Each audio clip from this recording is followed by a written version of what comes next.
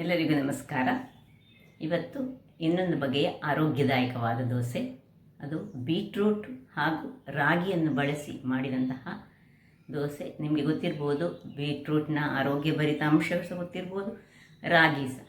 ಹಾಗೆ ಎರಡು ಆರೋಗ್ಯಭರಿತ ವಸ್ತುವನ್ನು ಮಿಕ್ಸ್ ಮಾಡಿದಂತಹ ಒಂದು ರುಚಿಕರವಾದ ದೋಸೆ. ಹಾಗಾದರೆ ಈ ದೋಸೆಯನ್ನು ಹೇಗೆ ಮಾಡುವುದೆಂದು ನೋಡುವ ಮೊದಲು, ಯಾರೆಲ್ಲ ನನ್ನ ಚಾನಲನ್ನು ನೋಡ್ತಿದ್ದೀರಿ, ಯಾರೆಲ್ಲ ಇನ್ನೂ ಸಬ್ಸ್ಕ್ರೈಬ್ ಮಾಡಿಲ್ಲ, ದಯವಿಟ್ಟು ಸಬ್ಸ್ಕ್ರೈಬ್ ಮಾಡಿ ಸಪೋರ್ಟ್ ಮಾಡಿ ಅಂತ ಹೇಳುತ್ತಾ, ಈ ಕ್ರಿಸ್ಪಿಯಾದ ಒಂದು ಟೈಪ್ ಆಫ್ ನೀರು ದೋಸೆ ಹಾಗೆ ಇದು, ಬಟ್ ಬಹಳ ಕ್ರಿಸ್ಪಿಯಾಗಿ ಬರ್ತದೆ. ಮಾಡುವ ರೀತಿಯಲ್ಲಿ ಮಾಡಬೇಕು. ಬನ್ನಿ ಹೇಗೆ ಮಾಡೋದೆಂದು ನೋಡೋಣ. ನಮಸ್ತೆ ಮಿತ್ರರೇ, ಇಲ್ಲಿ ನೋಡಿ ಒಂದು ಬೀಟ್ರೂಟ್ ಉಂಟು. ಇದರಿಂದ ಇವತ್ತೊಂದು ಹೆಲ್ದಿ ಬ್ರೇಕ್ಫಾಸ್ಟ್ ಮಾಡುವ. ಅದು ರಾಗಿಯ ಪುಡಿಯನ್ನು ಬಳಸಿ. ಇದು ಸ್ಪ್ರೌಟೆಡ್ ರಾಗಿಯ ಪೌಡರ್.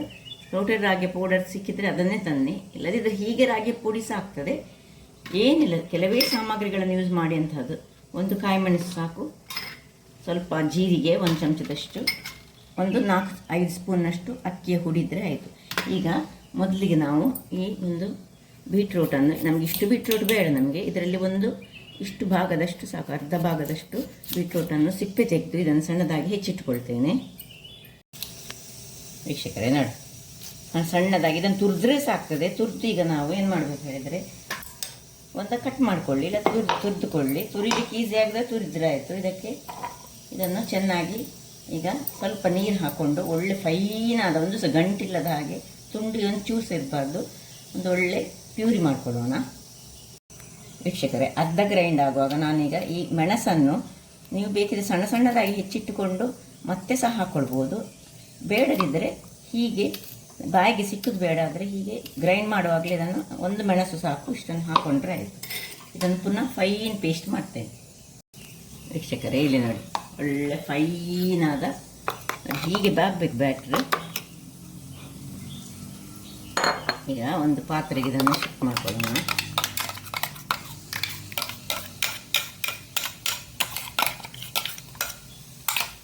ಇನ್ನು ಇದಕ್ಕೆ ಸ್ವಲ್ಪ ಜೀರ ಹಾಕ್ಕೊಳ್ತಿದ್ದೇನೆ.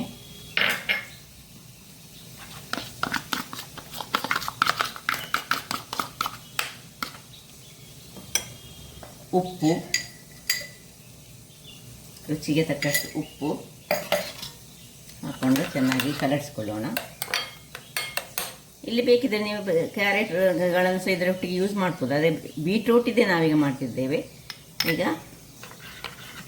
ರಾಗಿಯ ಹುಡಿ, ಮೇಯ್ನಾಗಿ ರಾಗಿಯ ಹುಡಿ, ಮತ್ತು ಒಂದು 5 ಚಮಚದಷ್ಟು ಈ ಅಕ್ಕಿಯ ಹುಡಿ. ಈಗ ಇದಕ್ಕೆ ಬೇಕಿದಷ್ಟು ನೀರನ್ನು ಹಾಕ್ಕೊಂಡು ತೆಳುವಾದ ಬ್ಯಾಟರ್ ಮಾಡ್ಕೊಳ್ತೇನೆ. ನೀರು ಹಾಕುವಾಗ ಈ ಒಂದು ಏನು ನಾವು ಮಿಕ್ಸಿ ಮಾಡಿದ್ದೇವೆ ಅದಕ್ಕೆ ಹಾಕ್ಕೊಂಡು, ಬೀಟ್ರೂಟ್ ಹೇಳಿದ ಕೂಡಲೇ ಕೈ ಎಲ್ಲ ಕಡೆ ನೋಡಿ ಕೆಂಪು ಆಯಿತು. ಸ್ವಲ್ಪ ಬೇಕಿದಷ್ಟು, ಅಂದರೆ ನಮಗೆ ನೀರು ದೋಸೆ ಹದದ ಬ್ಯಾಟ್ರ್ ಬೇಕು ನಮಗೆ.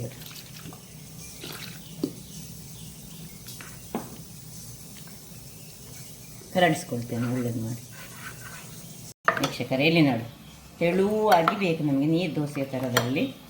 ಸೊ ನೋಡಿ, ಇಷ್ಟು ಸಹ ದಪ್ಪ ಬೇಡ ನಮಗೆ, ತೆಳುವಾಗಿ ಹಾಕೋದು ನೋಡಿ. ಇಲ್ಲಿ ಕಾವಲಿಯನ್ನು ಬಿಸಿಯಾಗಲಿಕ್ಕೆ ನಾನು ಇಟ್ಕೊಂಡಿದ್ದೇನೆ. ಎಣ್ಣೆ ಇದಕ್ಕೆ ಬೇಕಂತಿಲ್ಲ, ಬೇಕಿದ್ದರೆ ಹಾಕ್ಕೊಳ್ಬೋದು. ತಿರುಗಿಸಿಕೊಂಡು ಉಪ್ಪೆಲ್ಲ ಸರಿ ಉಂಟ ನೋಡಿಕೊಳ್ಳಿ. ಖಾರ ಉಂಟು ಸ್ವಲ್ಪ, ಒಂಚೂರು ಒಂದು ಮೆಣಸು ಹಾಕ್ಕೊಂಡು ನೋಡಿ. ಈ ರೀತಿಯಾಗಿ ಇದು ಬರಬೇಕು. ಇದು ಈಗ ತೆಳುವಲ್ಲಿ ಹೇಗೆ ನೀರು ದೋಸೆ ನಾವು ಮಾಡ್ತೇವೆ ನೋಡಿ, ಆ ಟೈಪಿನಲ್ಲಿ ಇದನ್ನು ಹಾಕ್ಕೊಳ್ಳಿ. ಇನ್ನು ಮುಚ್ಚಳವನ್ನು ಮುಚ್ಚಿಕೊಳ್ಳೋಣ. ಕ್ರಿಸ್ಪಿಯಾಗಿ ಬರಬೇಕು ಅದು. ಇಲ್ಲಿ ಕಾಯ್ತಾ ಇರುವಾಗ ನೋಡಿ, ಕಾಯ್ತಾ ಉಂಟು ಇಲ್ಲಿ. ನಾವೀಗ ಇಲ್ಲಿ ಇದಕ್ಕೆ ಒಂದು ಚಟ್ನಿ ರೆಡಿ ಮಾಡೋಣ.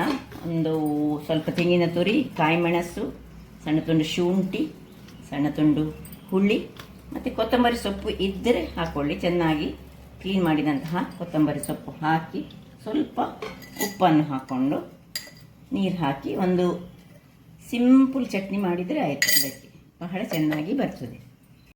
ವೀಕ್ಷಕರೇ, ಇಲ್ಲಿ ನೋಡಿ ಚಟ್ನಿ ಸಹ ರೆಡಿ ಆಯಿತು. ಇಲ್ಲಿ ದೋಸೆ ಸಹ ರೆಡಿ ಆಯಿತು ನೋಡಿ. ಹೇಗೆ ಕ್ರಿಸ್ಪಿ ಒಂದು ದೋಸೆ ಹೇಗೆ ಬಂತು ನೋಡಿ. ತಿನ್ನಲಿಕ್ಕಂದು ಜಾಲಿಯಾದ ದೋಸೆ ಬಹಳ ಚೆನ್ನಾಗಿ ಬರ್ತದೆ. ಸೊ ಈಗ ಇದಕ್ಕೆ ಇನ್ನು ಬೇಕಿದ್ದರೆ ನಿಮಗೆ ಎಣ್ಣೆ ಬೇಕಿದ್ದವರು ಬೇಕಿದ್ದರೆ ಸ್ವಲ್ಪ ನೋಡಿ ಹೀಗೆ ಎಣ್ಣೆಯನ್ನು ಹೀಗೆ ಹಾಕ್ಕೊಂಡು ಸಹ ಮಾಡ್ಕೊಳ್ಬೋದು, ಚಿಂಕಿ ಸಹ ಎಣ್ಣೆ ಹಾಕದೆ ಸಹ ಮಾಡ್ಬೋದು. ಅದರಿಂದಾಗಿ ನೋಡಿ ಇನ್ನೊಂದನ್ನು ನಾನು ನೋಡಿ ಹೀಗೆ ಜಾಲಿ ಜಾಲಿ ಜಾಲಿಯಾಗಿ ಬರಬೇಕು, ಹಾಗಾದರೆ ಮಾತ್ರ ಇದು ತುಂಬ ಟೇಸ್ಟಿಯಾಗಿ ಬರ್ತದೆ. ಸೊ ಹಿಟ್ಟು ತೆಳು ಇರಬೇಕು. ಹೀಗೆ ಮಾಡಿಕೊಂಡು ನಾವು ಇದನ್ನು ಮುಚ್ಚಳವನ್ನು ಮುಚ್ಚಿಕೊಂಡು ಬೇಯಿಸ್ಕೊಳ್ಳೋಣ. ವೀಕ್ಷಕರೇ ನೋಡಿ, ಚಟ್ನಿ ಒಟ್ಟಿಗೆ ಇದು ತಿನ್ನಲಿಕ್ಕಂತೂ ಬಹಳ ಚೆನ್ನಾಗಿ ಬರ್ತದೆ. ಅದು ಸಹ ಕೊತ್ತಂಬರಿ ಸೊಪ್ಪಿನ ಚಟ್ನಿ ಆದರೆ ಇನ್ನೂ ಸಹ ಬಹಳ ಉತ್ತಮ. ಈ ಬೀಟ್ರೂಟ್ ಮತ್ತು ಕೊತ್ತಂಬರಿ ಸೊಪ್ಪಿನ ಚಟ್ನಿಗೆ ಬಹಳ ಕಾಂಬಿನೇಷನ್ ಚೆನ್ನಾಗಿ ಬರ್ತದೆ. ಸೊ ಒಳ್ಳೆ ನೋಡಿ ಕ್ರಿಸ್ಪಿಯಾಗಿ ಸಹ ನಿಮಗೆ ಕಾಣ್ಬೋದು, ಕ್ರಿಸ್ಪಿಯಾಗಿ ಉಂಟು, ಕರ್ಕುರು ಹೇಳ್ತಾ ಉಂಟು ನೋಡಿ. ಅಲ್ಲಿ ಬೆಕ್ಕಿಗೆ ಸಹ ಪರಿಮಳ ಬರ್ತಾ ಉಂಟು ಕಾಣ್ತದೆ, ಅಲ್ಲಿ ಬೊಬ್ಬೆ ಆಗ್ತಾ ಉಂಟು ನೋಡಿ, ನಿಮಗೆ ಕೇಳ್ಬೋದು ನನ್ನ ಸೌಂಡು. ಹಾಗಾದರೆ ನೋಡಿದ್ರಲ್ಲ, ಸುಲಭ ರೀತಿಯಲ್ಲಿ ಒಂದು ಹೆಲ್ದಿಯಾದ ಬೀಟ್ರೂಟಿನ ಒಂದು ಕ್ರಿಸ್ಪಿಯಾದ ದೋಸೆಯನ್ನು ಸಹ ಮಾಡ್ಬೋದು, ಅದು ರಾಗಿ ಹಿಟ್ಟನ್ನು ಬಳಸಿ. ಹಾಗಾದರೆ ನನ್ನ ಈ ಕುಕಿಂಗ್ ಚಾನಲ್ ನಿಮಗೆ ಇಷ್ಟ ಆದರೆ ಬೋಳೂರು ಸುವರ್ಣ ಚಾನಲನ್ನು ಲೈಕ್ ಮಾಡಿ, ಶೇರ್ ಮಾಡಿ ಹಾಗೂ ಸಬ್ಸ್ಕ್ರೈಬ್ ಮಾಡಿ ಹಾಗೂ ನನ್ನ ಇನ್ಸ್ಟಾಗ್ರಾಮ್ ಪೇಜನ್ನು ಫಾಲೋ ಮಾಡಿ. ಧನ್ಯವಾದಗಳು.